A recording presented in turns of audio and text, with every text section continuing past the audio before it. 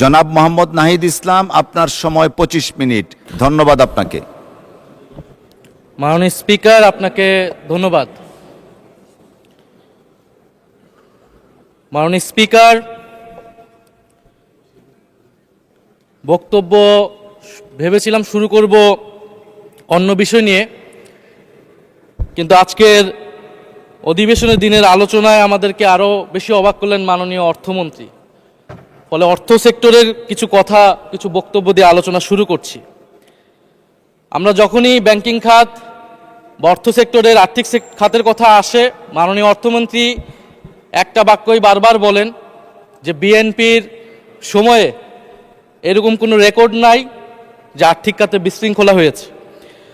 উনি কিছুক্ষণ আগে অস্বীকার করলেন যে বাংলাদেশ ব্যাংকের গভর্নর একটা রাজনৈতিক নিয়োগ, তাদের দলের নির্বাচন কমিটির সদস্য, এবং তিনি এটা অস্বীকার করলেন। আমি মাননীয় স্পিকার টিআইবির একটা তথ্য আপনাদেরকে দিচ্ছি। বর্তমান সরকারি দলের যারা নির্বাচনের প্রার্থী হয়েছেন তাদের 59.41% ঋণগ্রস্ত, এবং যার বেশিরভাগ হচ্ছে সরকারি দলে। সংসদ সদস্যদের 11,000 কোটি টাকার বেশি ঋণ রয়েছে, যার অধিকাংশই সরকারি দলের।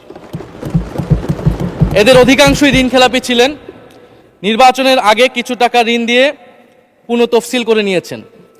এবং বর্তমান যে বাংলাদেশ ব্যাংকের গভর্নর, তার স্পেশালিটিটা কি? তার স্পেশালিটি হচ্ছে এই ঋণ পুনঃতফসিল করা, এটাতে তিনি এক্সপার্ট। ফলে তাকে বাংলাদেশ ব্যাংকের গভর্নর কেন দেওয়া হয়েছে এটা খুব পরিষ্কার মাননীয় স্পিকার। এই যে হাজার হাজার কোটি টাকার ঋণ, সেই ঋণগুলো যাতে ঋণ পুনঃতফসিল করতে পারে, সেই সুযোগ সুবিধাটা করে দেওয়ার জন্যই বাংলাদেশের ইতিহাসে প্রথমবারের মতো একজন ব্যবসায়ীকে বাংলাদেশ ব্যাংকের গভর্নর দেওয়া হয়েছে। ফলে জাতির সামনে এই জিনিসগুলো পরিষ্কার হয়েছে। এখন সামনের আর্থিক খাতে আরো নিয়োগ তারা কি বিবেচনায় দিবেন, এই জন্য আমরা তাদের উপর আর আস্থা রাখতে পারছি না মাননীয় স্পিকার। মাননীয় স্পিকার, রাষ্ট্রপতির উপর ধন্যবাদ জ্ঞাপন বক্তব্য। রাষ্ট্রপতির বক্তব্য আমি শুনিও নাই, পড়িও নাই, এবং সেই বক্তব্য দেওয়ার সুযোগ করে দেওয়াকে আমরা প্রত্যাখ্যান জানিয়েছিলাম। আমরা খুব স্পষ্টভাবে বলেছিলাম যে এই রাষ্ট্রপতি অপসারণ প্রয়োজন, তাকে গ্রেফতার করা প্রয়োজন। এই রাষ্ট্রপতির আর কোনো অধিকার নেই বঙ্গভবনে থাকার, এইখানে এসে বক্তব্য দেওয়ার। প্রেসিডেন্ট শাহাবুদ্দিন চুপ্পু, তার কিছু কুকীর্তির কথা মাননীয় স্পিকার হাউসের সামনে তুলে ধরছি। তিনি দুদকের কমিশনার ছিলেন। তাকে দুদকের কমিশনারের করা হয়েছিল 3টে অ্যাসাইনমেন্ট দিয়ে। 1 নম্বর হচ্ছে খালেদা জিয়া এবং তারেক রহমানের বিরুদ্ধে দুর্নীতির অভিযোগের শাস্তি নিশ্চিত করা। 2 নম্বর পদ্মা সেতুর দুর্নীতির অভিযোগ থেকে আওয়ামী লীগকে ক্লিন শিট দেওয়া। 3 নম্বর ফখরুদ্দিন মঈনুদ্দিন সরকারের সময় শেখ হাসিনা সহ আওয়ামী লীগ নেতাদের বিরুদ্ধে হওয়া দুর্নীতির মামলাগুলোকে বাতিল করে দেওয়া। এমন একজন ব্যক্তিকে বিএনপি সরকার রাষ্ট্রপতি হিসেবে এখনো মেনে নিচ্ছে মাননীয় স্পিকার। আরেকটি ঘটনা বলি, 2009 সালে শেখ হাসিনার ক্যাঙ্গারু আদালতের নির্দেশে এই শাহাবুদ্দিন চুপ্পুর নেতৃত্বে 3 সদস্যের judicial inquiry commission on minority torture in 2001 করেছিল শেখ হাসিনার ক্যাঙ্গারু কোর্ট। এই প্রতিবেদন অনুসারে বিএনপির 26,000 বিএনপির নেতাকর্মীকে 2001 সালে ক্ষমতায় এসে কয়েক হাজার হিন্দুকে তারা হত্যা করেছে, এজন্য দায়ী করা হয়েছিল মাননীয় স্পিকার। এবং আওয়ামী লীগ এই রিপোর্ট দেশে বিদেশে এই রিপোর্ট ফেরি করে তারা নিজেদের এখানে ক্ষমতায় থাকাটাকে পাকাপোক্ত করেছিল। মাননীয় স্পিকার, এই রাষ্ট্রপতি চুপ্পু এস আলমের হাতে ইসলামী ব্যাংকে তুলে দেওয়ার কারিগর, 2 কোটি আমানতকারীকে পথে বসিয়েছিল। এবং জুলাই গণহত্যার সময় তার ভূমিকা, ফ্যাসিবাদের সাথে তার সংশ্লিষ্টতা, সবকিছু আমরা জানি। আমাদের দুর্ভাগ্য, এই দুর্নীতিবাজ, অপদার্থ, মিথ্যুক, গণহত্যার দোসর এখনো বাংলাদেশের রাষ্ট্রপতি। একটা আলোচনা কয়েকবার এসেছে যে রাষ্ট্রপতির অধীনে কেন শপথ নিয়েছি আমরা বলতে এখানে ব্যক্তিগতভাবে আমার কথাই বলেছে, কারণ আমি এখানে শপথ নিয়েছিলাম। তো মাননীয় স্পিকার, সেই সময় প্রেক্ষাপট আর এখনকার প্রেক্ষাপট কি এক? জুলাই গণ অভ্যুত্থানের পরে, 5ই আগস্টের পরে আমাদের সামনে 2টা অপশন ছিল। আমরা বলেছিলাম জাতীয় সরকার করতে হবে, সেই জাতীয় সরকারের প্রস্তাব বিএনপি নাকচ করে দিয়েছে। আমাদের সামনে আরেকটা অপশন ছিল ক্ষমতা আর্মির হাতে তুলে দেওয়া। যদি আমরা সেই দিকে আগাতাম আজকে তারা এখানে বসতে পারতেন কিনা মাননীয় স্পিকার সেটা সন্দেহ আছে। দেশের স্বার্থে, দেশের স্থিতিশীলার স্বার্থে আমরা সেই সময় সরকারে গিয়েছিলাম, আমরা শপথ নিয়েছিলাম, কিন্তু বৈষম্যবিরোধী ছাত্র আন্দোলন খুব স্পষ্টভাবে 2024 সালে কিন্তু এই রাষ্ট্রপতির অপসারণ চেয়েছিল। সেই সময় সাংবিধানিক ধারাবাহিকতার কথা বলে রাষ্ট্রপতির পক্ষে অবস্থান নিয়েছিল বিএনপির মহাসচিব মির্জা ফখরুল আলমগীর সাহেব, তিনি নিজেই এই কথা বলেছিলেন। ফলে এখন তো একটা নির্বাচিত সরকার মাননীয় স্পিকার, এখন তো চাইলেই বিএনপি রাষ্ট্রপতি পরিবর্তন করতে পারে সরকার, এবং আমরা বিশ্বাস করি বিএনপিতে সেই ধরনের যোগ্য আস্থাভাজন ব্যক্তি নিশ্চয়ই রয়েছে। এবং সরকার দলের সদস্যরা অনেকে গৌরবের সাথে বলেছেন যে যেই রাষ্ট্রপতি জিয়াউর রহমানের বিরোধিতা করেছেন সেই রাষ্ট্রপতি এখন জিয়াউর রহমানের প্রশংসা করছে। মাননীয় স্পিকার, গাধাকে দিয়ে আপনি হাল চাষ করিয়ে এটার মধ্যে কোনো বাহাদুরি নাই। এটা আপনাদের দেউলিয়াত্ব, সরকারের দেউলিয়াত্ব যে সরকার এখনো রাষ্ট্রপতি পরিবর্তন করতে পারছে না। মাননীয় স্পিকার, এই অধিবেশনের পুরোটা সময় যদি আমরা সংস্কার, গণভোট, জুলাই সনদ, 72-এর সংবিধান নিয়ে অনেক কথা বলেছি, এবং একটা বিষয় আমার কাছে খুবই অদ্ভুত লেগেছে, কিছু মাননীয় সংসদ সদস্য তারা 72-এর সংবিধানকে 71-এর সাথে মিলিয়েছেন। মাননীয় স্পিকার, আমার জানা নেই আসলে তারা কোন বিবেচনা থেকে এটি মিলিয়েছেন। এটা তো সবসময় আওয়ামী লীগ মিলিয়েছে মাননীয় স্পিকার। তারা 72-এর সংবিধানকে 71-এর ফসল হিসেবে 71-এর চেতনার সাথে মিলিয়েছে। 72-এর মূলনীতিকে 71-এর মূলনীতি বলে 71-এর আদর্শ হিসেবে প্রচার করেছেন। আমরা তো সেটার বিরোধিতা করেছি মাননীয় স্পিকার সবসময়, এবং বিএনপির বহু নেতা এটার বিরোধিতা করেছে মাননীয় স্পিকার। 72-এর সংবিধানের ক্রিটিসিজম, সমালোচনা 72 সাল থেকেই বাংলাদেশে শুরু হয়েছিল। গত 16 বছর এই সমালোচনা তৈরি হয়েছিল। 72-এর সংবিধানের সমালোচনা মোটা দাগে 3টি। প্রথমত, এই সংবিধান স্বাধীন বাংলাদেশের নির্বাচিত প্রতিনিধিরা প্রণয়ন করে নাই। আমি সরকারি দলের মাননীয় সংসদ সদস্য ব্যারিস্টার নওশাদ জমির সাহেবের সাথে, ওনার সাথে আমি সহমত পোষণ করে বলতে চাই, একটা স্বাধীন দেশের শাসনতন্ত্র রচনা করার অধিকার, সুযোগ সেই দেশের নির্বাচিত প্রতিনিধিদের হওয়া উচিত। 72-এর সংবিধান রচনা করেছিল যারা 70-এর নির্বাচনে আইয়ুব খানের এলএফের অধীনে যারা নির্বাচিত হয়েছিল পাকিস্তানের শাসনতন্ত্র রচনা করার জন্য মাননীয় স্পিকার। দ্বিতীয়ত,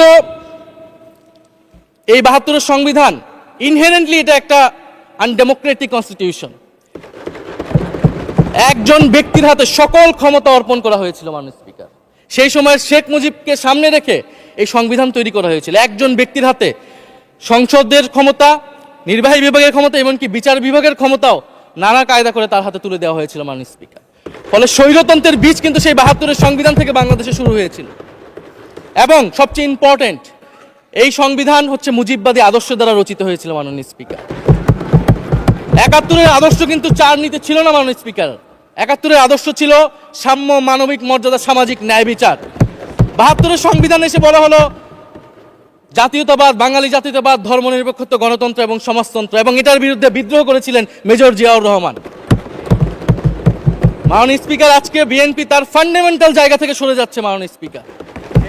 শুধু জামাত ইসলাম 72-এর বিরোধিতা করেছে বলে কি বিএনপি এখন আওয়ামী লীগের পজিশনে চলে গিয়েছে? আমাদের জানা নেই মাননীয় স্পিকার। 72-এর সংবিধানের বিরোধিতা করেছেন বদরুদ্দিন উমর, 72-এর সংবিধানের বিরোধিতা করেছেন মাওলানা ভাসানী, 72-এর সংবিধানের বিরোধিতা করেছেন কমরেড মুজাফফর আহমেদ, 72-এর সংবিধানের বিরোধিতা শত শত মুক্তিযোদ্ধারা করেছেন মাননীয় স্পিকার। ফলে এই 72-এর সংবিধানকে বাতিল করার একটা সুযোগ আমাদের এসেছিল 1975 সালের সিপাহী জনতার বিপ্লবের মধ্য দিয়ে। জিয়াউর রহমানের এটা একটা ঐতিহাসিক ভুল বলবো মাননীয় স্পিকার, তার প্রতি সম্মান রেখে, যে আমরা সেই সময় সেই অপরচুনিটি মিস করেছি। আমরা একটা গণপরিষদ দিয়ে নতুন সংবিধান করতে পারি না, এবং এই অপরচুনিটি আমরা এই 2400 মিস করেছি এবং এখনো করতে যাচ্ছি মাননীয় স্পিকার। মাননীয় স্পিকার, 5ই আগস্টের পরে যখন সংস্কারের আলোচনা আসলো, বৈষম্যবিরোধী ছাত্র আন্দোলন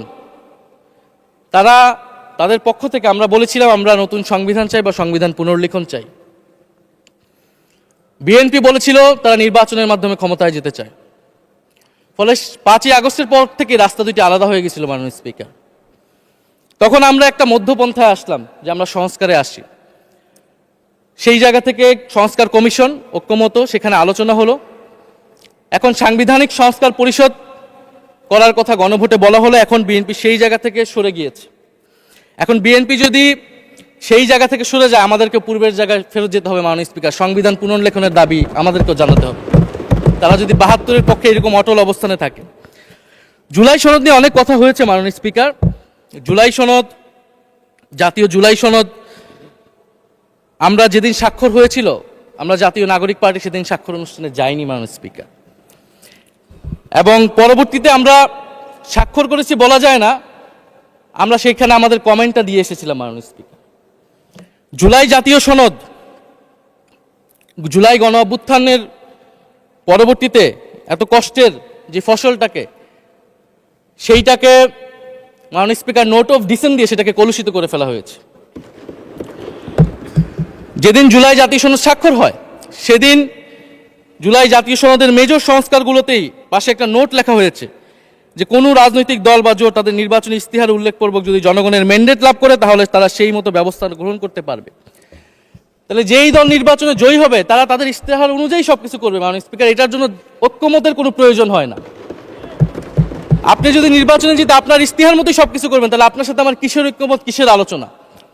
এবং সেই নোটগুলো কিভাবে লেখানো হয়েছে, কিভাবে বল প্রয়োগ করে, শক্তি প্রয়োগ করে ঐক্যমত কমিশনকে চাপ দিয়ে লেখানো হয়েছে মাননীয় স্পিকার, এটা ঐক্যমত কমিশনের আমি মনে করি এখন বলার সুযোগ হয়ে এসেছে, সময় এসেছে। ফলে জুলাই জাতীয় সনদ কে আমরা একসেপ্ট সেই সময় করতে পারি নাই, এবং মাননীয় স্বরাষ্ট্রমন্ত্রীর ভাষাকে ধার করে আমি বলতে চাই যে জুলাই জাতীয় সনদ এক অন্তহীন প্রতারণার দলিলে পরিণত করেছে মাননীয় স্পিকার বিএনপি এটাকে। এবং ৭২-এর সংবিধানকে আওয়ামী লীগ দলীয় ইস্তেহারে পরিণত করেছিল, কলুষিত করেছিল, এবং জুলাই জাতীয় সনদকে বিএনপি কলুষিত করেছে, দলীয় ইস্তেহারে পরিণত করেছে মাননীয় স্পিকার। আপনি বলছেন জুলাই জাতীয় সনদ, তারপরে আপনি দেখাচ্ছেন হচ্ছে আমার দলীয় ইস্তিহার, তাহলে এখানে তো কোনো ঐক্যমতের সুযোগ নাই। এরপরে আসলো গণভোট। গণভোটের আদেশ নিয়ে সমালোচনা আছে, এবং এই সমালোচনা আমরাও করেছি যে রাষ্ট্রপতি এই ধরনের অর্ডার দিতে পারে কিনা। কিন্তু গণভোটটাকে সবাই মেনে একটা কনসেনসাসের ভিত্তিতেই তো আমরা এই গণভোটে সবাই মিলে অংশগ্রহণ করলাম মাননীয় স্পিকার। বিএনপি এবং তৎকালীন বিএনপির বর্তমান মাননীয় প্রধানমন্ত্রী এবং চেয়ারপারসন তিনি নিজেও সংস্কারের পক্ষে, হ্যাঁ পক্ষে ভোটে প্রচারণা করেছেন। ফলে আপনাদের ইলেকশনের আগে এটা পরিষ্কার করা প্রয়োজন ছিল যে এই গণভোট আপনারা মানেন না, এই গণভোটে হ্যাঁ বা না জিতুক এটার সাথে আপনাদের কোনো সম্পর্ক নাই। ওনারা কিন্তু মাননীয় স্পিকার সেটা করেননি। ফলে জুলাই গণভোট এটা রাজনৈতিক সিদ্ধান্ত এবং গণরায়। মাননীয় স্বরাষ্ট্রমন্ত্রী তিনি নিজেই সেই সময় বলেছেন যে গণরায় হচ্ছে সার্বভৌম ক্ষমতা, জনগণের রায় আসলে সেটা সকলেই মেনে নিতে বাধ্য হবে, এমনকি যদি সেটার বিরুদ্ধেও কেউ বিজয়ী হয় তারাও সেটা মেনে নিতে বাধ্য হবে। ফলে আমরা মনে করি যে এই গণভোট অনুসারে যে সাংবিধানিক সংস্কার পরিষদ, অতি দ্রুত সময়ের মধ্যে সাংবিধানিক সংস্কার পরিষদ গঠন করা উচিত, এর সুরাহা করা উচিত। আমরা তো মাননীয় স্পিকার অনেক দূর সরে এসেছি, নতুন সংবিধানের জায়গা থেকে সরে আসতে আসতে আমরা কোথায় আসলাম? আমরা খুবই সামান্য কিছু দাবি এখানে এসেছে, জুলাই জাতীয় সনদ বা গণভোট যেটাই বলেন না কেন, যে একটা উচ্চকক্ষ হবে ভোটের অনুপাতে, তত্ত্বাবধায়ক সরকার হবে। এই তত্ত্বাবধায়ক সরকার নিয়েই তো এত ঝামেলা, গত 16 বছরের এত আন্দোলন। কিভাবে নিয়োগ হবে, এই নিয়োগটা আমাদেরকে জানতে হবে মাননীয় স্পিকার। নির্বাচন কমিশনার এবং সাংবিধানিক প্রতিষ্ঠানগুলোতে কিভাবে নিয়োগ হবে, একটা নির্দলীয় এবং গ্রহণযোগ্য নিয়োগ আমরা কিভাবে করতে পারি, যেটা দেশকে বিভাজিত করবে না, বিরোধী দলের অধিকার ক্ষুণ্ণ করবে না, এবং সবচেয়ে গুরুত্বপূর্ণ বিচার বিভাগ পৃথকীকরণ মাননীয় স্পিকার। এগুলা আমরা 5ই আগস্টের পরে আসমান থেকে বলি না, এগুলা গত 16 বছর আলোচনা হয়েছে। বিএনপির 31 দফায় আলোচনা ছিল, আরও অনেক রাজনৈতিক দলের আলোচনাতে, সংস্কারের আলোচনা থেকে আমরা মাননীয় স্পিকার ধার করেছিলাম। হ্যাঁ, বিচার বিভাগ এই মুহূর্তে পৃথকীকরণ বা বিচার বিভাগের স্বাধীনতা নিয়ে কনসার্ন আছে, কারণ আওয়ামী লীগের নিয়োগকৃত অনেক বিচারক মাননীয় স্পিকার এখনো রয়ে গেছে বিচারালয়ে, যারা এই জামিনগুলো করিয়েছে ফ্যাসিস্টদের। কিন্তু সেটার একটা সুরাহা আপনারা করেন, আমরা সহযোগিতা করব, কিন্তু তারপরে তো বিচার বিভাগের স্বাধীনতা মাননীয় স্পিকার নিশ্চিত করতে হবে। গুম এবং মানবাধিকার অধ্যাদেশ বাতিল করলেন, আপনারা বলছেন ভালো আইন নিয়ে আসবেন। তো ভালো আইন যতক্ষণ পর্যন্ত আনতে পারছে না ততক্ষণ পর্যন্ত মাননীয় স্পিকার আপনাদের সমালোচনাটা সহ্য করতে হবে। আপনারা ভালো আইন নিয়ে আসুন এবং অতি দ্রুত সময়ের মধ্যে নিয়ে আসুন, আমরা দেখি। মাননীয় স্পিকার, এই সংসদে, এই অধিবেশনে আরেকটি বিষয় বারবার এসেছে, সেটা হচ্ছে মুক্তিযুদ্ধ এবং জুলাই গণ অভ্যুত্থান। মুক্তিযুদ্ধকে মাননীয় স্পিকার আমরা শ্রদ্ধা করি। আমরা মনে করি এই প্রজন্ম যারা জুলাই গণ অভ্যুত্থানে অংশগ্রহণ করেছি, জুলাই গণ অভ্যুত্থানের মধ্য দিয়ে মুক্তিযুদ্ধের নতুন রূপ তৈরি হয়েছে, মুক্তিযুদ্ধের নবায়ন হয়েছে। মাননীয় স্পিকার, ফলে মুক্তিযুদ্ধের সাথে জুলাই গণ অভ্যুত্থানের কোনো সাংঘর্ষিক অবস্থান নেই। আমরা বারবার বলেছি মুক্তিযুদ্ধ, জুলাই গণ অভ্যুত্থান হচ্ছে মুক্তিযুদ্ধেরই আরেকটি ধারাবাহিকতা। মুক্তিযুদ্ধে আমরা সাম্য মানবিক মর্যাদার কথা বলেছি, জুলাই গণ অভ্যুত্থানে আমরা বৈষম্য বিরোধী গণতান্ত্রিক বাংলাদেশের কথা বলেছি। মাননীয় স্পিকার, কোথায় পার্থক্য, কোথায় আলাদা, এবং কোন ঘটনা বড় কোন ঘটনা ছোট, এটা অহৈতুক তর্ক। মাননীয় স্পিকার, আমরা কেউ বলি নাই যে জুলাই গণ অভ্যুত্থান মুক্তিযুদ্ধের থেকে বড়, বা জুলাই গণ অভ্যুত্থান 90-এর থেকে বড় বা 90-এর থেকে ছোট। জুলাই গণ অভ্যুত্থান এক বিশেষ ঘটনা বাংলাদেশের ইতিহাসে, মুক্তিযুদ্ধ এক বিশেষ ঘটনা, মুক্তিযুদ্ধ বাংলাদেশের ফাউন্ডেশন। মাননীয় স্পিকার, এটার ব্যাপারে আমরা আনকম্প্রোমাইজেবল, এটা নিয়ে কোনো বিতর্কের কোনো সুযোগ নাই। তবে এই কথাটা ওনারাই বারবার বলে মুক্তিযুদ্ধকেও ছোট করতেছেন, জুলাই গণ অভ্যুত্থানকেও ছোট করতেছেন। আরেকটি বিষয় মাননীয় স্পিকার, মুক্তিযুদ্ধর কথা যখন এসেছে, আমরা যে সাম্প্রতিক সময়ে জাতীয় মুক্তিযোদ্ধা কাউন্সিল জামুক আইন সংশোধন করা হলো, অধ্যাদেশ পাশ করা হলো, সেখানে কিন্তু একটা গুরুত্বপূর্ণ সংশোধনী এসেছে। মুক্তিযোদ্ধাদের সংজ্ঞা থেকে মুজিব বাহিনীকে বাদ দেওয়া হয়েছে। মাননীয় স্পিকার, এবং আপনারা জানেন যে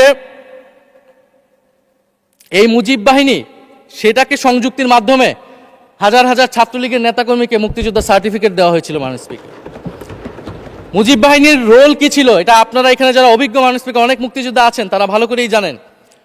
মুজিব বাহিনী তৈরি হয়েছিল অন্তর্ঘাত তৈরি করার জন্য। তারা অস্ত্র হাতে দেশে পাকিস্তান বাহিনীর বিরুদ্ধে যুদ্ধ করে নাই। তারা দেশে ঢুকে মুক্তিযুদ্ধের আওয়ামী লীগ বারে অন্য যেই পক্ষগুলো রয়েছে তাদেরকে হত্যা করেছিল। মাননীয় স্পিকার, ফলে মুজিব বাহিনী কিন্তু কোনো মুক্তিযোদ্ধা না বর্তমান আইন অনুসারে।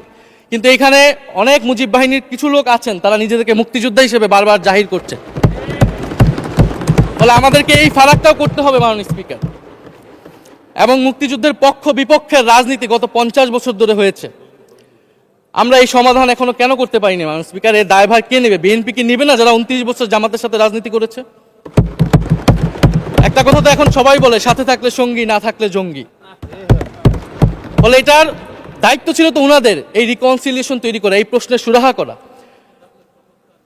জুলাই গণ অভ্যুত্থানের পরে, স্বাধীনতার 54-55 বছর পরে জাতীয় সংসদে মুক্তিযুদ্ধের পক্ষ আর বিপক্ষ বলে ভাগ থাকবে, এটা তো মাননীয় স্পিকার আমরা প্রত্যাশা করি না, এটা এই প্রজন্ম প্রত্যাশা করে না। আমি মাননীয় স্বরাষ্ট্রমন্ত্রীর সাথে একমত পোষণ করি যে ইতিহাসের এই বিতর্ক আমাদেরকে সমাধান করতে হবে, একপাশে রেখে সামনের দিকে এগিয়ে যেতে হবে, এবং এটা সব পক্ষকে এটার জন্য দায়িত্বশীল ভূমিকা পালন করতে হবে। মুক্তিযুদ্ধ যেমন কোনো দেশের ষড়যন্ত্র না, আবার মুক্তিযুদ্ধের নাম করে এদেশে যে লুটপাট ফ্যাসিবাদ কায়েম হয়েছে, সেটাও আমাদের ভুলা যাবে না। মাননীয় স্পিকার, মাননীয় স্পিকার, জুলাই গণ অভ্যুত্থান সকলের অংশগ্রহণে হয়েছিল, এটা আমরা বারবার বলেছি। তবে বিএনপির বিভিন্ন সদস্য তারা তাদের আলোচনায় বারবার বলার চেষ্টা করে যে আমরা ছিলাম না, আমরা তো এভাবে ছিলাম, এভাবে ছিলাম। এটা তো প্রমাণ করার প্রয়োজন নাই মাননীয় স্পিকার। এটা কেন এত হীনমন্যতা আমাদের এটা বুঝে আসে না। বিএনপি তো অবশ্যই জুলাই গণ অভ্যুত্থানে ছিল, আমাদের সাথেই ছিল। এবং সেই সময়ের একটা উক্তি বিএনপির মহাসচিব মির্জা ফখরুল ইসলাম আলমগীর, উনি বলেছিলেন যে এই আন্দোলনের সাথে আমাদের সম্পর্ক নাই, এটা ছাত্রদের আন্দোলন। তার ওই বক্তব্য সঠিক ছিল মাননীয় স্পিকার। তার ওই সময়ে কৌশলগত অবস্থান এটাই সঠিক ছিল, উনি ওই সময় এই বক্তব্যই প্রয়োজন ছিল। এটা তো আমাদের কোনো দ্বিমত নাই। মাননীয় স্পিকার, আমাকে ডিজিএফআই, ডিবি, এসবি, বাংলাদেশের হেন কোনো গোয়েন্দা সংস্থা নাই যারা আমাকে ইন্টারগেশন করেছে, টর্চার করেছে, এবং একটা কথা বারবার বলানোর চেষ্টা করেছিল যে এই আন্দোলন বিএনপি জামাতের আন্দোলন, যারা আগুন লাগিয়েছে তারা বিএনপি জামাতের সন্ত্রাসী। এটা একবার তোমরা শুধু বলো। ডিবি অফিসে শেষ পর্যন্ত আমরা বাধ্য হয়েছি আন্দোলন স্থগিতের ঘোষণা দিতে, কিন্তু কখনো এই কথাটা মাননীয় স্পিকার আমরা বলি নাই। ফ্যাসিবাদ বিরোধী রাজনৈতিক দলের নেতাকর্মীকে আমরা আন্দোলনের সময় থেকে এখন পর্যন্ত কখনো আমরা অস্বীকার করি নাই। কিন্তু একটা জায়গা আমরা ফারাক করতে চাই, যে এই গণ অভ্যুত্থান কোনো দলীয় আন্দোলন নয়। 90-এর গণ অভ্যুত্থান, 69-এর গণ অভ্যুত্থান থেকে এই গণ অভ্যুত্থানের পার্থক্য রয়েছে মাননীয় স্পিকার। এই গণ অভ্যুত্থানে ফ্যাসিবাদ বিরোধী রাজনৈতিক দলের নেতাকর্মীরা নেতৃত্বে নয়, সামনে পিছনে ছিল মাননীয় স্পিকার, সামনে সাধারণ জনগণ ছিল, ছাত্ররা ছিল। ফলে সেই হিসেবেই এই গণ অভ্যুত্থানকে স্বীকৃতি দেওয়া উচিত। এখন যদি বলা হয় যে অমুকের নেতৃত্বে এই গণ অভ্যুত্থান হয়েছে, আমাদের লোকেরা এই গণ অভ্যুত্থান করেছে, এটা মাননীয় স্পিকার এই গণ অভ্যুত্থানের সাথে যারা সাধারণ মানুষ নেমেছিল, যারা শহীদ হয়েছে, তাদের সাথে মাননীয় স্পিকার বিশ্বাসঘাতকতা করা হবে। ফলে জুলাই গণ অভ্যুত্থানের সকলের অংশগ্রহণ ছিল। হ্যাঁ, আমাদের অনেক মতপার্থক্য, জুলাই গণ অভ্যুত্থানের পরে আমাদের রাস্তা আলাদা হয়ে গেছে আমরা মনে করি রাজনৈতিকভাবে, কিন্তু গণ অভ্যুত্থান আমরা একসাথেই করেছিলাম মাননীয় স্পিকার। এবং আমি দুইটা কোটেশন বলতে চাই মাননীয় স্পিকার। 7ই আগস্টে নয়াপল্টনের সমাবেশে জনাব তারেক রহমান ভার্চুয়ালি যুক্ত হয়ে বলেন, 1971 ছিল স্বাধীনতা অর্জনের আন্দোলন, আর 2024-এর আন্দোলন হলো সেই স্বাধীনতা ও সার্বভৌমত্ব রক্ষার আন্দোলন। এই আন্দোলনে অংশ নেওয়া প্রতিটি ছাত্র জনতা আজ থেকে নতুন দিনের মুক্তিযোদ্ধা। মাননীয় স্পিকার, মুক্তিযুদ্ধের সাথে আমরা তুলনা করছি এই জায়গা থেকে, কারণ আমাদের কাছে এটা প্রায় যুদ্ধ সময় একটা পরিস্থিতি ছিল। 6 আগস্ট বঙ্গভবনে আলোচনা শেষে ব্রিফিংয়ে মির্জা ফখরুল ইসলাম আলমগীর বলেন, ছাত্র জনতা বুকের রক্ত দিয়ে আমাদের নতুন এক সকাল উপহার দিয়েছে, বাংলাদেশ আজ দ্বিতীয়বার স্বাধীন হলো, এই স্বাধীনতা আমাদের রক্ত দিয়ে রক্ষা করতে হবে। মাননীয় স্পিকার, আমরাও বলি রক্ত দিয়ে রক্ষা করতে হবে। মাননীয় স্পিকার, আমাকে একটু সময় বাড়িয়ে দিবেন। আমি যে সময়টা পেয়েছি এটা বিরোধী দলের কোটা থেকে, আমি আশা করব সরকারি দলের কোটা থেকে আমি আরো 10 মিনিট পাবো। মাননীয় স্পিকার, মাননীয় চিফ হুইপ এবং সংসদ নেতা নিশ্চয়ই এটাতে সম্মতি দিবেন। মাননীয় স্পিকার, আমরা ভারত এবং পররাষ্ট্রনীতি নিয়ে কিছু কথা বলতে চাই। এই সরকার আসার পর একটা জিনিস বারবার আছে যে ভারতের সাথে সম্পর্ক উন্নয়ন, এবং মাননীয় পররাষ্ট্র মন্ত্রী যিনি আগের সরকারের নিরাপত্তা উপদেষ্টা, যার পদত্যাগ তৎকালীন বিএনপি চেয়েছিলেন, সেই পররাষ্ট্রমন্ত্রী ভারতে সফর করেছেন প্রথম, এবং তিনি যে বিবৃতি দিয়েছেন সেই বিবৃতি আমাদের কাছে স্পষ্ট না। আমরা কোন ভিত্তিতে ভারতের সাথে সম্পর্ক উন্নয়নের কথা বলছি? যেই ভিত্তিতে আওয়ামী লীগ উন্নয়নের কথা বলেছিল সেই ভিত্তিতে? ভারত বাংলাদেশকে 1971 সালের পর থেকে করদ রাজ্য পরিণত করার জন্য হেন চেষ্টা নেই যে করে নাই মাননীয় স্পিকার। সীমান্তে হত্যাকাণ্ড এখনো হচ্ছে, আমরা নদীর পানি হিস্সা পাচ্ছি না, এবং নতুন করে যেটা হচ্ছে যে বর্ডারে বাংলাদেশি বলে বিভিন্ন মানুষকে পুশিন করা হচ্ছে। 2025 সালে 2 মাসে 4000 মানুষকে বাংলাদেশে পুশিন করেছে ভারত, ইন্ডিয়ান এক্সপ্রেস অনুযায়ী। মাননীয় স্পিকার, এক ভয়ঙ্কর সংকট সামনের দিনে আমাদের দিকে কিন্তু আসতে যাচ্ছে। এবারে পশ্চিমবঙ্গের ইলেকশন হলো মাননীয় স্পিকার, নির্বাচনের কয়েকদিন আগে ভোটার তালিকা থেকে অন্তত 30 লক্ষ জীবিত ভোটারকে বাদ দেওয়া হয়েছে। এদের অধিকাংশ হচ্ছে মুসলিম এবং মতুয়া সম্প্রদায় মাননীয় স্পিকার। এবং এনআরসি সিএ তারা করেছে, বাংলাভাষী মুসলমানদেরকে তারা বাংলাদেশি বলে বিতাড়িত করছে এবং বাংলাদেশে পুশিন করার চেষ্টা করছে। এবং আমাদের যে ভারতের সাথে আগের সংকট রয়েছে, এবং গত 16 বছর যে ফ্যাসিজম ছিল সেটাকে আঞ্চলিক এবং আন্তর্জাতিকভাবে আওয়ামী লীগকে স্পষ্টভাবে সমর্থন দিয়েছিল ভারত। এবং এখনো জুলাইয়ের গণহত্যাকারী খুনি শেখ হাসিনা, ওসমান হাদির হত্যাকারীরা সবাই ভারত তাদেরকে আশ্রয় দিয়েছে। ফলে ভারতের সাথে এই বিষয়গুলো নিয়ে আমাদের সরকার কি কথা বলেছে এটা মাননীয় স্পিকার আমরা জানতে চাই। ভারতের সাথে সম্পর্ক আমরা উন্নয়ন করতে চাই, ভারত আমাদের প্রতিবেশী দেশ, কিন্তু মর্যাদার ভিত্তিতে, সাম্যের ভিত্তিতে এই সম্পর্ক হতে হবে মাননীয় স্পিকার। ভারত শুধু আওয়ামী লীগের সাথে সম্পর্ক তৈরি করে এই দেশকে নিয়ন্ত্রণ করার চেষ্টা করছে, সেই দিনকে সে কবর রচনা করতে হবে মাননীয় স্পিকার। ফলে এটা আমরা বুঝতে পারতেছি না ভারত বিএনপির সাথে বা বর্তমান সরকারের সাথে তার সম্পর্কের ভিত্তিটা কি, এবং বর্তমান সরকার আমার এই কথাগুলো যেগুলো আমি বললাম সেগুলো নিয়ে ভারতের সাথে কথা বলেছে কিনা মাননীয় স্পিকার। মাননীয় স্পিকার, দুর্নীতি নিয়ে অনেক কথা হয়, আমি ঋণ খেলাপির পরিসংখ্যানগুলো দিলাম, এবং নির্বাচনের বিধান অনুযায়ী ঋণ খেলাপিকে নির্বাচনে প্রার্থী হতে পারবে না, কিন্তু আমরা দেখলাম নির্বাচনের আগে কিছু টাকা পরিশোধ করে ঋণ পুনঃতফসিল করে তারা সংসদ সদস্য বেশি আসলেন মাননীয় স্পিকার। মাননীয় স্পিকার, আমি কিছু সংখ্যা বলছি। 1700 কোটি টাকা, 765 কোটি টাকা, 679 কোটি টাকা, 621 কোটি টাকা, 201 কোটি টাকা, 182 কোটি টাকা, 97 কোটি টাকা। মাননীয় স্পিকার, এগুলো আমাদের সংসদ সদস্য যারা তাদের ঋণ রয়েছে মাননীয় স্পিকার। এবার আমি নাম বললাম না, কিন্তু পরের সেশনে কিন্তু মাননীয় স্পিকার আমি নাম ধরেই কথা বলবো, এগুলা ফ্যাক্ট, এবং এখনো 2 জন আসতে পারে নাই এই কারণে। এখন দুর্নীতির বিরুদ্ধে তো যুদ্ধ ঘোষণা হয়েছে, এখন এই ঋণগুলো কবে বাংলাদেশের জনগণ ফেরত পাবে, বাংলাদেশের ব্যাংক ফেরত পাবে মাননীয় স্পিকার, এটা আমরা জানতে চাই। মাননীয় স্পিকার যদি সময় একটু বাড়িয়ে দেন। হ্যাঁ, মাননীয় সদস্য, আপনি আবেদন জানিয়েছিলেন, এর মধ্যে ট্রেজারি বেঞ্চের যে চিফ হুইপ আছেন, মাননীয় চিফ হুইপ, উনি আমাকে জানিয়েছেন উনার সময় 20 মিনিট বরাদ্দ ছিল, সেখান থেকে 5 মিনিট উনি কর্তন করে আপনাকে দিয়েছেন। তো আপনি 5 মিনিটের মধ্যে দয়া করে শেষ করবেন। থ্যাংক মাননীয় ইউ। স্পিকার, আর মাননীয় প্রধানমন্ত্রীর থেকে আরো 5 মিনিট আমি রিকোয়েস্ট করছি মাননীয় স্পিকার। আর যদি 5 মিনিটে শেষ করতে পারে আমি শেষ করে দিব, কোনো সমস্যা নেই। মাননীয় স্পিকার, ফলে আমরা দুর্নীতির কথা বলা হচ্ছে, 16 বছরে আওয়ামী লীগের যে দুর্নীতি, সেই দুর্নীতি থেকেও বড় হয়ে গেছে অন্তর্বর্তী সরকারের সময় ছাত্র সমন্বয়করা কি দুর্নীতি করেছে মাননীয় স্পিকার। ছাত্র সমন্বয়করা খুবই খারাপ, তারা মন্ত্রণালয়ে ঘুরেছে, দুর্নীতি করেছে, কিংস পার্টি করেছে। তো মাননীয় স্পিকার, গত আওয়ামী লীগের আমলে 16 বছরের দুর্নীতির বিচার ওনারা কিভাবে করবেন সেইটা মাননীয় স্পিকার ওনাদের বলা উচিত জনগণের সামনে। এবং আরও ভালো হয় যদি 2001 থেকে 6 সাল পর্যন্ত মাননীয় স্পিকার যে দুর্নীতির অভিযোগগুলো এসেছিল সেটারও একটা স্বচ্ছ তদন্ত মাননীয় স্পিকারের বর্তমান সরকার করেন। দুর্নীতি কেউ না কেউ তো করেছে, কারা করেছে তাদের নাম বাংলাদেশের জনগণের সামনে উন্মুক্ত করা হোক, কারণ সেটার জন্যই তাদেরকে ভোগান্তি পোহাতে হয়েছে 1/11 ষড়যন্ত্রের মাধ্যমে। বর্তমান প্রধানমন্ত্রী, তাকেও কিন্তু দুর্নীতির মিথ্যা অভিযোগ দিয়ে মাননীয় স্পিকার তার বিরুদ্ধে মামলা করা হয়েছিল। মাননীয় স্পিকার, মাননীয় স্বরাষ্ট্রমন্ত্রীর দৃষ্টি আকর্ষণ করছে, একটু আইন শৃঙ্খলা নিয়ে কথা বলি। 2 মাসে বিএনপির হাতে খুন হয়েছে 31 জন, ধর্ষণের ঘটনা ঘটেছে 14টি, বিএনপির চাঁদাবাজির খবর এসেছে 83টি, হামলার ঘটনা এসেছে 154টি। এর একটিতেও সরকার কার্যকর কোনো ব্যবস্থা গ্রহণ করেনি। মাননীয় স্পিকার, শাহবাগ থানার সামনে ঢাকা বিশ্ববিদ্যালয়ের সাংবাদিক সমিতির কয়েকজন সদস্যকে বেধড়ক মারধর করেছে ছাত্রদলের নেতাকর্মীরা, এবং এটার এখনো কোনো মামলা নেয়নি। মাননীয় স্বরাষ্ট্রমন্ত্রী যদি জানান এই মামলাটা কেন নেওয়া হচ্ছে না। থানার ভিতর প্রবেশ করে ওসির রুমে ডাকসুর 2 জন নির্বাচিত প্রতিনিধিদের উপর হামলা করা হয়েছে। মাননীয় স্পিকার, ঢাকা বিশ্ববিদ্যালয়ের সাংবাদিক সমিতি, মাননীয় স্পিকার আপনি জানেন আপনি ঢাকা বিশ্ববিদ্যালয়ের ছাত্র, মহসিন হলের, আমিও মহসিন হলের ছাত্র। মাননীয় স্পিকার, ঢাকা বিশ্ববিদ্যালয়ের সাংবাদিক সমিতির একটা বড় ভূমিকা আছে বাংলাদেশের গণতান্ত্রিক আন্দোলনগুলোতে, আমাদের বিশ্ববিদ্যালয়ের গণতান্ত্রিক আন্দোলনগুলোতে। মাননীয় স্পিকার, মাজার হামলা নিয়ে কিছু কথা বলতে চাই। এই সরকারের আমলে আমরা দেখলাম যে কুষ্টিয়ায় মাজারে হামলা করে একজনকে হত্যা করা হয়েছে। মাননীয় স্পিকার, আমরা নিন্দা এবং প্রতিবাদ জানাই।